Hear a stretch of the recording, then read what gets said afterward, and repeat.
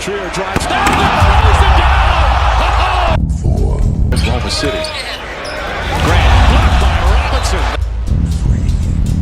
Look up. Here's Knox. Slams it home. There's still 4.5 to go. Ntilikina. Oh, Frank Ntilikina. Stolen by Bird. 2-on-1. Moutier dunks. And a foul. Happy New Year, Happy New Year, may we all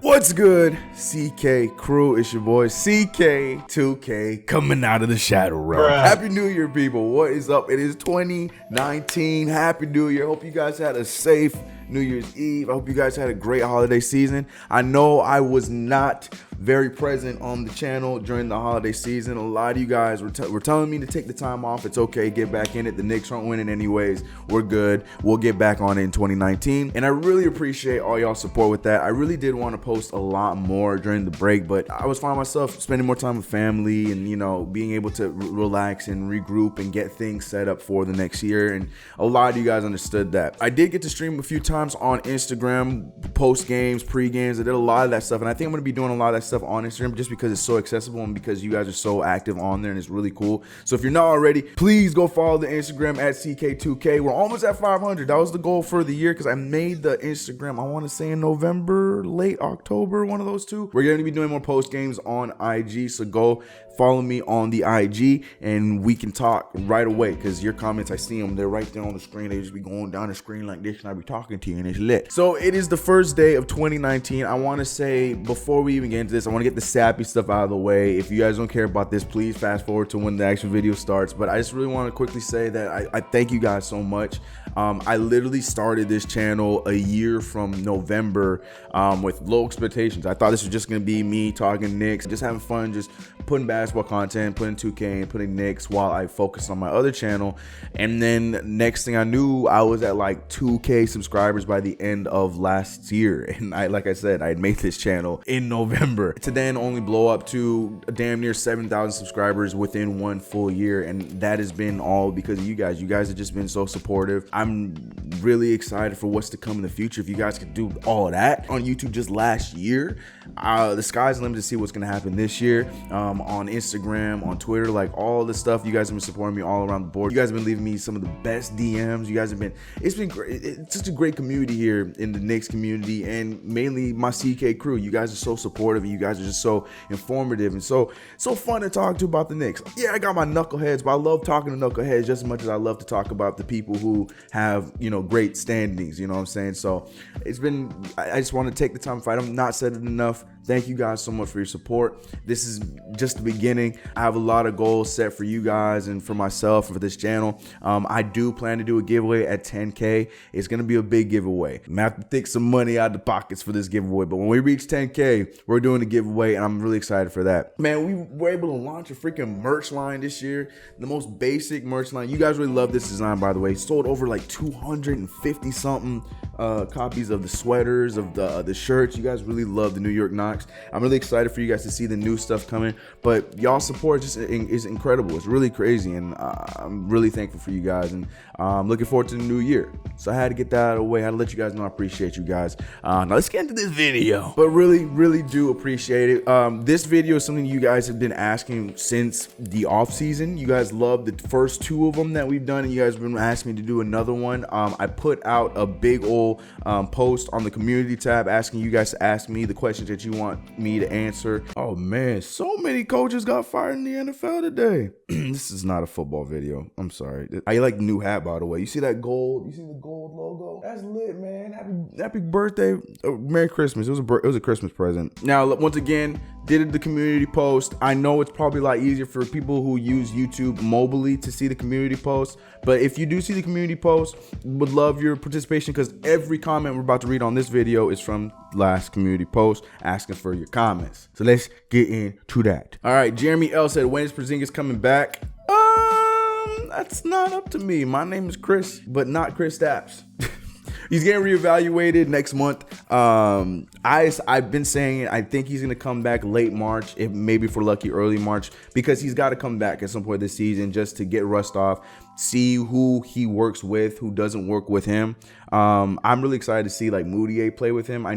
We already know how Frank was. I think Frank is a better fit with KP.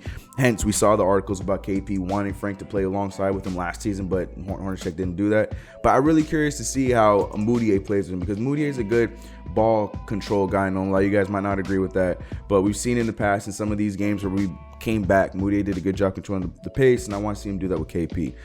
But hopefully sometime in March, but we'll know for sure in February. Gage says, how much time do you give Frank before we give up on him? Well, I'm going to speak for myself because you said we. I don't know what I can say for the Knicks fan, but to me, I say he has a rookie contract of 2+ years, meaning 2 years plus plus a 2-year team deal where the team picks up the option. I think that we just go the full 4 years with him. I think he's a 4-year plan. I think about 4th year is when we'll start seeing him actually flourish into a good player, or into the player that he's supposed to be. So until those 4 years are met, that's when we can really judge him. Because look at guys like Giannis Antetokounmpo, look at guys like Tony Parker. Like, there's a lot of these guys that Steve Nash, Jason Kidd, a lot of these great players that came in the league that, had the raw talent and had the raw ability to do certain things like ball movement and, defense and stuff like that. It takes time for him to get used to the game. I mean, he's 19 years old or 20 years old, one of the two, and he's getting better. You know what I'm saying? It's just his offense is probably his weakest point right now, and that's the point that a lot of you guys are frustrated with. So I say give him to the end of his contract, and then we'll know by then whether we should continue with him or not. Some guy McGee says, what would be a better lineup? Lineup A, Kristaps Porzingis at the center, KD at the 4, Zion at the 3, Knox at the 2, Moutier at the 1. Or B, Kristaps Porzingis at the center, KD at the 4, Knox at the 3, RJ Cam, that one right there, 100% that. I'm going with B. Sorry, I know my Zion stands. You guys are probably going to destroy me in the comments. Everybody wants Zion, but I like that one better just because here's the thing. Tim Hardaway Jr., his days need to be numbered. He's not a fit for the team long term. I feel like we need to be worried about that fit, especially if we get KD. If we can worry about a fit of like RJ Barrett or Cam Reddish taking over, they have a better fit on the team long term than anything. Lineup B is a more complete lineup to me. I don't see Zion as a 3. He's not a 3. He's going to be a very good 4 that could play 5 in this league at an undersized play. He's going to be a good player in this league, but the thing is with Kristaps Porzingis, I don't see their games matching. Oh boy, this one right here. Here's my first Moutier hate. TOS High. Why do you and other Knicks fans get so excited when Moutier drops 20+ but forget to mention that he's getting his ass kicked on the other end of the floor? Oh, and Moutier got the starting job due to the pace he played with in the season? I don't know what you're saying. The pace is sort of messed up now because he thinks he can drop 20+ every game, and Moutier hype is okay. All right, I'm cutting it right there. This is my problem with the Moutier haters. Moutier haters are always looking for a reason to be upset with him. Yes, I have said it from the jump. First and foremost, I've been on the Moutier bandwagon for a long time now. I really believe that this is the version of the player that he can be, but now the defense is the side where he needs to unlock, and that's something that's going to take time. He's shown he has the ability to play defense, but he's not a defensive player yet. I'm sorry, that's just not the reality of the situation. Moutier has played great basketball for us in close games. Imagine if we had a closer like a KP alongside that. Like Tim Hardaway Jr. is supposed to be our closer right now, which is the most gross thing for me to say out loud. And with Moutier bringing us back in these games, yes, he's gotten beat from time to time at the point guard position. I understand that. But at the same time, so many of these star point guards at that position are doing the same thing. John Wall, we see get beat, and they made the playoffs last year. I just care about the fact that he controls the pace. Yes, in the last few games, I will openly admit, I've been saying it on Twitter, he's gotten too selfish. He's been feeling himself a little bit too much.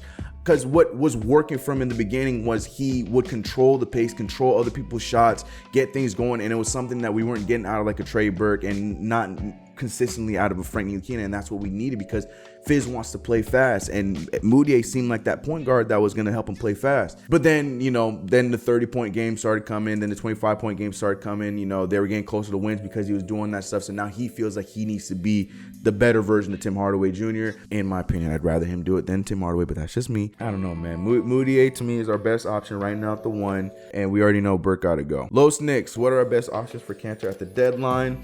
I don't know. People are saying we should just stick it out throughout the rest of the season, but personally, I don't want to be hearing this for the rest of the season. So if we can trade him for like a 2nd-round pick or another dead contract, I'm cool with it, but I don't know, man. Kanter is slowly becoming very Noah-like, and you can probably blame the organization for handling it like that, but I don't know, man. Kanter got to go somewhere. Derek Morales, what's up, dude? If Kristaps comes back at an all-star level again, do you believe that the Knicks can move pieces and sign free agents to contend in the near future? Honestly, right now, if we're already attractive right now, because we get reports from Woj, we're getting reports from like all these like big insiders, they're already talking about how attractive we are to free agents right now. So I think the icing on the cake would be KP coming back and playing the way he plays, which he's probably not going to until April, like late April. But him coming back and playing the way he plays is definitely gonna be the icing on the cake, and I'm sure whoever we pick up in the draft will help.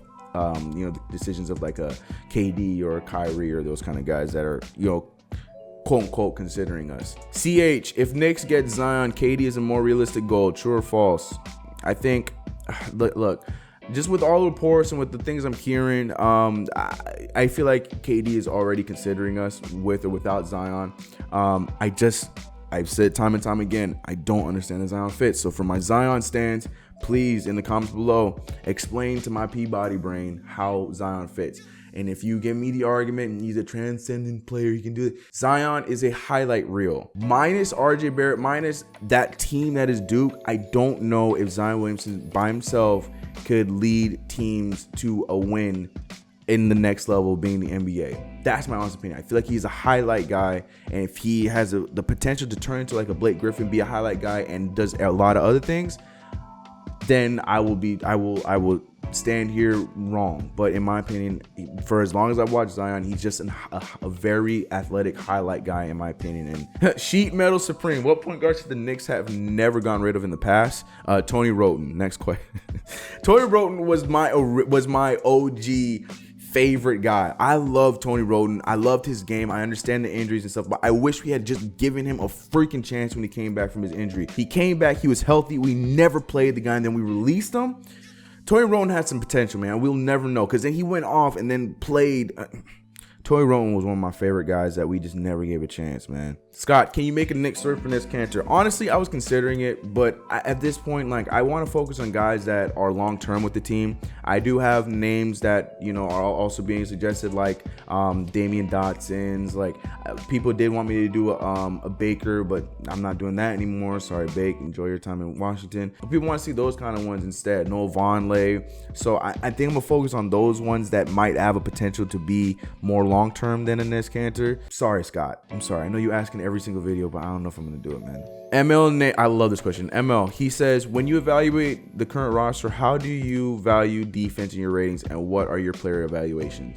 Defense is very, very, very key to my evaluation. Defense and ball movement. Those are two things I care the most about, and those are the two things that we're the weakest at. And that is why I'm so critical on some of these players needing to go. That's why I'm so harsh on Hazonia, why I'm harsh on Tim Hardaway, because Hazonia doesn't play deep. Hazonia has not done anything right, in my opinion, yet. Tim Hardaway Jr. has been a great offensive threat, but he stops the movement of the offense. Moutier, as of late, has been doing the same thing. I'm not going to let him slide too, as much as I love Moutier. What made him a starter was he was a great ball mover. He controlled the pace. He started the break. He was great. He's doing great stuff, and we see flashes of that, but he's turning into this guy where he wants to score all the points, and that's not who he is. And I hope he goes back to, you know, the other side. And on top of that, not a great defensive player. We have so many people down the line. I mean, you can count. It's easier to say who are better defensive players than not. Dotson, Ntilikina, and even Ntilikina has been slacking a little bit this year because he's been so focused on trying to appease everybody and being this offensive star that his defense is lacked. King DeJohn, the homie KDJ. Go subscribe to his channel if you love funny content. That is one of my close homies to this day. To this day! All right, KDJ, he says, is LeBron the best player on the planet? And if... For those who didn't know, he's a LeBron fan. Is LeBron James the best player on the planet? And if so, who do you think is in the second spot? Giannis, KD, or Steph? Yes, LeBron James is the best player in the planet right now. For him to be averaging damn near triple-double at 34 years old is God tier. For him to beat a 73 team is God tier. For him to win a chip in Cleveland is God tier. Yes, LeBron James is the best player in the league. I love LeBron. I'm not a crazy LeBron James fan, but I respect the hell out of that guy, and he's giving me every reason to, on and off the course. So yes, LeBron James is the best dude on the planet. Any situation, giving him the ball. I've watched some of these Laker games, and LeBron James is still working some magic at 34 years old. But then, for me, you add Giannis, KD, Steph. For personally, I like Kawhi up there. It's Kawhi. I'm not putting him in any order. You guys can go ahead and put him in order if you want. But I got Giannis, Kawhi, KD, what's his name, Anthony Davis, and then Steph, and then probably throw Harden and LeBron James in my personal, honest opinion. All right, I'm gonna wrap it there. Thank you guys so much for the. Drop the phone. Thank you guys so much for the comments. Thank you guys so much for the support. This is the first day of the new year. We have a game tonight. Who are we playing? We're playing Denver. Playing Denver tonight. Oh, big news. I'm going to be at the game on Friday. So I might not have a video right the very next day because it's going to be a vlog-ish type review video. I'm going with the homie Wars World. If you guys watch Coast to Coast, you know. But I'll be dropping the video probably on Sunday rather than Saturday. So we're going to have some live Knicks Laker content. So buckle your seatbelts, boys. It's going to be a fun video. But yes, we play the Denver Nuggets tonight. I'm back. So I'm going to be back on track doing videos like normal. No big deal. And yeah, but I appreciate all you guys' support and all you guys' patience with me. You know, if you didn't already, go hit the link below, get the merch. New designs on their way. Much love to you guys. Follow me on socials if you haven't already. Hit that subscribe button, slap that bell, because I know a lot of you guys aren't getting the notifications, so I don't mean to be annoying, but hit that bell if you love Knicks content. And I'll catch you guys in the next video. 2019 is going to be a fun year. It's going to be a big year. A lot of stuff coming. Collaborations I want to start doing with some of your other favorite Knicks creators. I'm excited, man. I'm excited. But much love to you guys. Appreciate you guys. We out of here. You guys like when I do this thing, when I take the screen and I just...